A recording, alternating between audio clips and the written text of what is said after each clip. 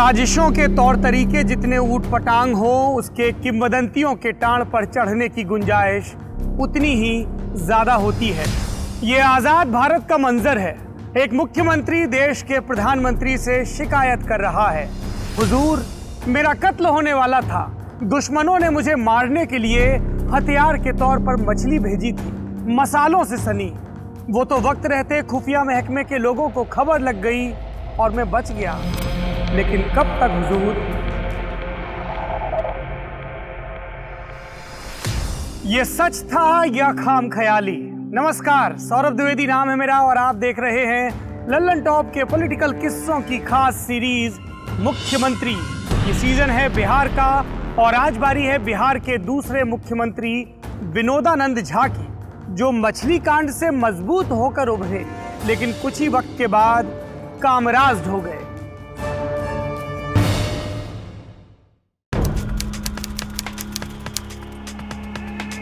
साल था 1963। पटना में अगम कुआं के पास एक होटल हुआ करता था, राज होटल।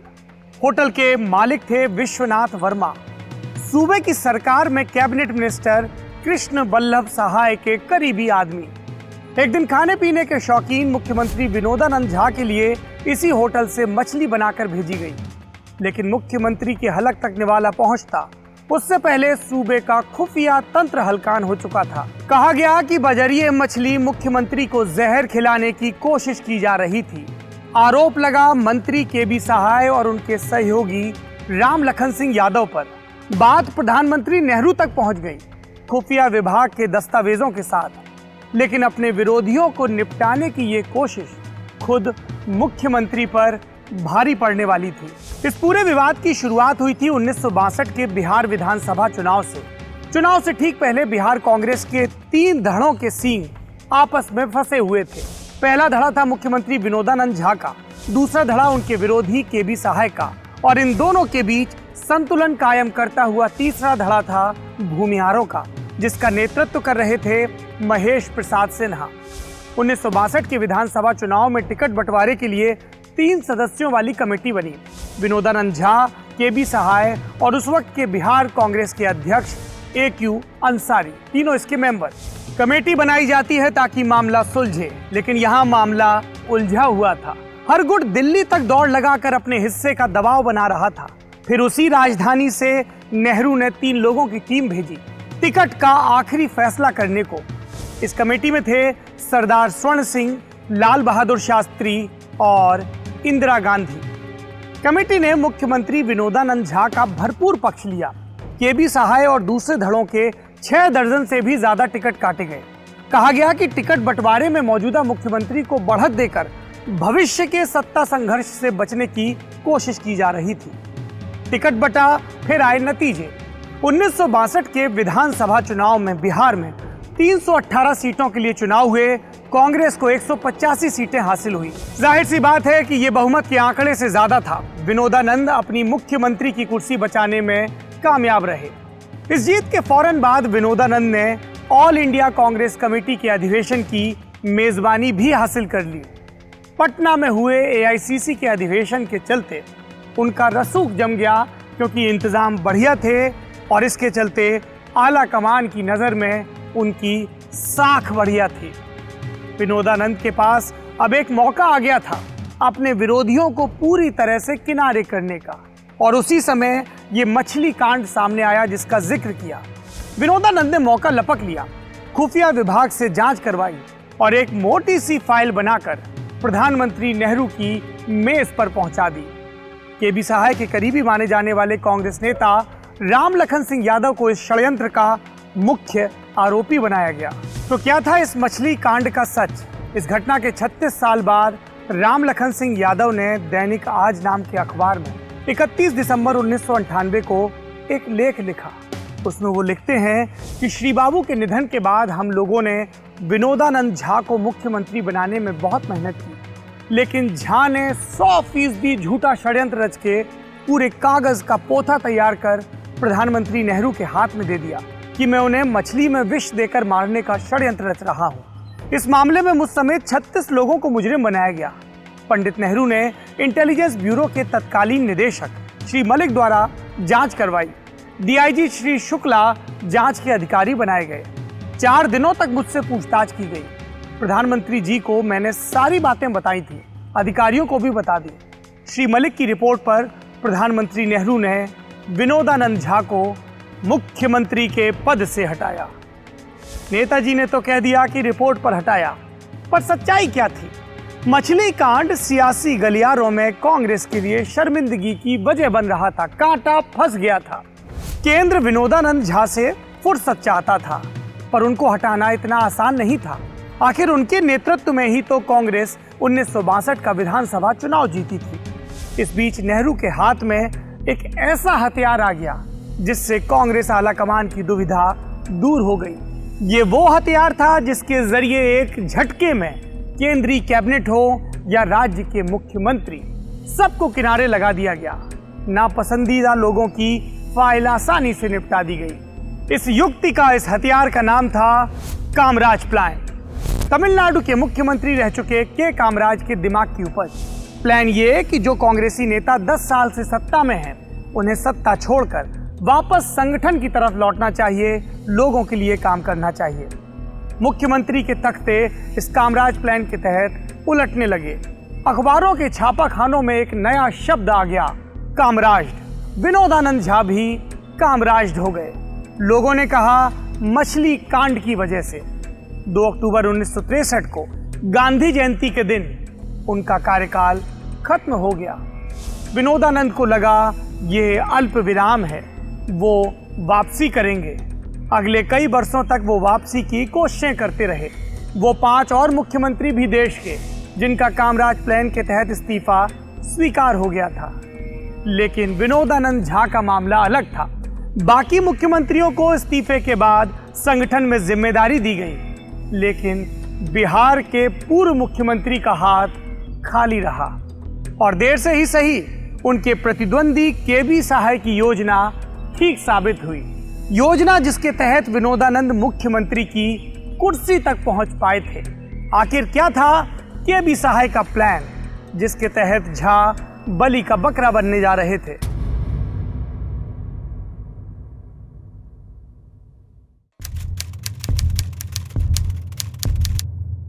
साल 1961 की फरवरी, तत्कालीन मुख्यमंत्री श्री कृष्ण सिंह की मौत के बाद बिहार कांग्रेस में सत्ता के लिए नए सिरे से संघर्ष शुरू हो चुका था। मुख्य तौर पर 4 धड़े थे मैदान में। पहला धड़ा भूमिहारों का, जिसका नेतृत्व महेश प्रसाद सिन्हा कर रहे थे। दूसरा धड़ा था केबी सहाय का, इसमें कायस्थों के अलावा पिछड़ी जाति के कई विधायक शामिल थे। तीसरा धड़ा बना मैथिल ब्राह्मणों का, जो विनोदानंद झा की अगुवाई में था। और चौथा धड़ा अनुग्रह नारायण सिंह के बेटे सत्येंद्र नारायण सिंह का। श्री कृष्ण सिंह खुद भूमिहार थे, लेकिन उन्हें राजपूतों के एक धड़े का समर्थन हासिल था। लेकिन उनके जाने के बाद इस धड़े ने अपनी वफादारी बदल ली और सत्येंद्र नारायण के खेमे में आ गए। अब चारों तरफ से दावेदारियां होने लगी। अब तक सूबे की राजनीति में भूमिहारों का वर्चस्व था। इसे तोड़ने के लिए केबी सहाय, सत्येंद्र नारायण और विनोदानंद झा ने लामबंदी शुरू की। केबी सहाय जानते थे उनके नाम पर राजपूतों का धड़ा तैयार नहीं होगा, लिहाजा विनोदानंद झा का नाम आगे किया गया। केबी सहाय की योजना थी कि भूमिहार लॉबी को गिराने के लिए विनोदानंद को आगे करो और सही वक्त आने पर विनोदानंद को गिराकर खुद मुख्यमंत्री बन जाओ। लेकिन योजनाओं को अमली जामा पहनाना इतना आसान नहीं होता। पूरा गुणा गणित चल रहा था। इसके तहत विनोदानंद झा को मुख्यमंत्री के पद के लिए चुनाव में उतार दिया गया। अलग थलग पड़े भूमिहार गुट की तरफ से महेश प्रसाद सिन्हा ने चुनौती पेश करने की कोशिश रही, लेकिन उनकी कोशिश, उनका संख्या बल नाकाफी साबित हुआ और विनोदानंद झा सूबे के तीसरे मुख्यमंत्री बन गए। असल में तो वो दूसरे मुख्यमंत्री थे, लेकिन लिस्ट में कार्यवाहक के तौर पर दीप नारायण सिंह का नाम भी जुड़ा था, इसलिए तीसरे। नेतृत्व परिवर्तन के 1 साल बाद सूबे में विधानसभा के चुनाव हुए। कांग्रेस को सीटों की संख्या से नुकसान हुआ, 210 से घटकर 185, लेकिन बहुमत के लिए पर्याप्त आंकड़ा। केबी सहाय को अब अपने हाथों से सत्ता फिसलती दिख रही थी। टिकट बंटवारे में उनके पहले ही पर कतरे जा चुके थे। अब उनके सामने एक ही रास्ता बचा था, भूमिहार गुट से गठबंधन। उन्होंने किया भी, लेकिन विनोदानंद केबी सहाय की उम्मीद से ज्यादा चालाक निकले। उन्होंने इस दफा राजपूतों के नेता सत्येंद्र नारायण सिंह को उप मुख्यमंत्री की कुर्सी देने का वायदा किया और उनके गुट की वफादारी अपने साथ कर ली। केबी सहाय के हाथ में मलाल के अलावा कुछ नहीं लगा। विनोदानंद कुर्सी बचाने में कामयाब रहे।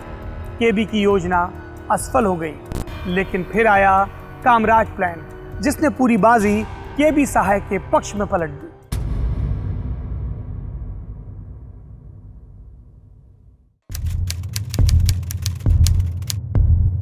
मुख्यमंत्री पद छोड़ने के बाद विनोदानंद झा राजनीतिक रूप से अप्रासंगिक होने लगे। उनके पद छोड़ने के 4 साल बाद 1967 में विधानसभा चुनाव हुए और राज्य में कांग्रेस सत्ता गंवा बैठी। तब तक दूसरे परसीमन आयोग की रिपोर्ट आ गई थी। इसका क्या तात्पर्य हुआ? बिहार विधानसभा की सीटें 331 से घटकर 318 हो गई थी। 318 सदस्यों की विधानसभा में कांग्रेस को सिर्फ 128 सीटें मिली। यहां तक कि मुख्यमंत्री केबी सहाय भी चुनाव हार गए और फिर महामाया प्रसाद सिन्हा के नेतृत्व में पहली बार गैर कांग्रेसी सरकार बनी। लेकिन उस सरकार को कांग्रेस ने गिरा दिया और बाहर से समर्थन देकर पहले सतीश प्रसाद सिंह और फिर बीपी मंडल की सरकार बनवाई। कांग्रेस ये सब कर रही थी। उसको लग रहा था कि लगातार कमजोर सरकारें आएंगी तो उसका खोया हुआ जनाधार वापस हो जाएगा। लेकिन कई कांग्रेसी विधायक थे जो कभी सतीश सिंह तो कभी बीपी मंडल के पीछे खड़े होने से नाराज थे। नतीजा नाराजगी का यह हुआ कि पुराने खुर्राट नेता विनोदानंद झा के नेतृत्व में 17 कांग्रेसी विधायकों ने पार्टी से अलग होकर एक नया गुट बनाया। गुट का नाम रखा लोकतांत्रिक कांग्रेस। उस वक्त तक दल बदल का कोई नियम नहीं था कि एक निश्चित संख्या में ही विधायकों या सांसदों की टूट हो और तभी वैधानिक मान्यता मिलेगी। तो इस नए गुट ने मंडल सरकार से अपना समर्थन वापस ले लिया। नतीजा ये हुआ कि 22 मार्च 1968 को सिर्फ 47 दिन पुरानी बीपी मंडल सरकार गिर गई। विनोदानंद झा ने इसके बाद कांग्रेस के एजेंडे को तो ध्वस्त किया, लेकिन अपना एजेंडा उसको भी आगे बढ़ाया। क्या था विनोदानंद का एजेंडा? कि एक बार फिर से वो मुख्यमंत्री बने। लेकिन विपक्षी पार्टियों के नेता विनोदानंद झा के नाम पर राजी नहीं हो रहे थे। वो कह रहे थे कि लोकतांत्रिक कांग्रेस से कोई और चेहरा सामने आए, पिछड़ों और दलितों की जमात से कोई चेहरा आए। ऐसे में विनोदानंद को अपने सहयोगी दलित समाज से आने वाले भोला पासवान शास्त्री का नाम आगे करना पड़ा। भोला पासवान शास्त्री के नेतृत्व में लोकतांत्रिक कांग्रेस ने सरकार बनाई। इस सरकार को संसोपा, जन क्रांति दल, जनसंघ और निर्दलीय विधायकों ने समर्थन दिया। उस दौर में कांग्रेस क्या कर रही थी? सिर्फ उटव्वल कर रही थी। केंद्रीय स्तर पर लुंज-पुंज हालत में थी। इंदिरा गांधी और सिंडिकेट का झगड़ा शीर्ष पर था। प्रदेश की कांग्रेस समितियां भी बेलगाम थी। जिसे जो मर्जी आ रही थी वही राजनीतिक चालें चल रहा था और विनोदानंद झा भी इनमें से एक थे। लेकिन 1969 में जब कांग्रेस का विभाजन हुआ तो विनोदानंद ने अपने पुराने नेता का साथ धर लिया।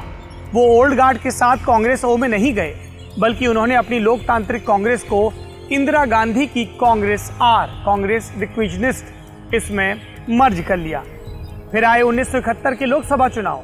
इंदिरा गांधी ने विनोदानंद को उनके अपने इलाके देवघर से लगभग 250 किलोमीटर दूर मैथिल ब्राह्मणों के गढ़ माने जाने वाले दरभंगा की लोकसभा में चुनाव लड़ने के लिए भेजा। विनोदानंद चुनाव लड़े, जीते, संसद पहुंचे। लेकिन इससे पहले कि बड़ी कैबिनेट में अपना नाम देखने की उनकी हसरत, उनकी महत्वाकांक्षा पूरी होती, 1 अगस्त 1971 को उनका निधन हो गया। वो घुटने के इलाज के लिए वेल्लोर जा रहे थे। क्या रही विनोदानंद झा की राजनीतिक परंपरा, विरासत? उनकी विरासत को उनके बेटे कृष्णानंद झा ने आगे बढ़ाया। वो 1983 में चंद्रशेखर सिंह की सरकार में मंत्री बने। ये थी विनोदानंद झा की कहानी। अगले एपिसोड में बात उस नेता की जिसके नाम से बिहार के जमींदार खौर खाते थे, मुख्यमंत्री। इस पूरी सीरीज के बारे में आपकी जो भी राय हो कमेंट बॉक्स में जरूर बताइए। शुक्रिया।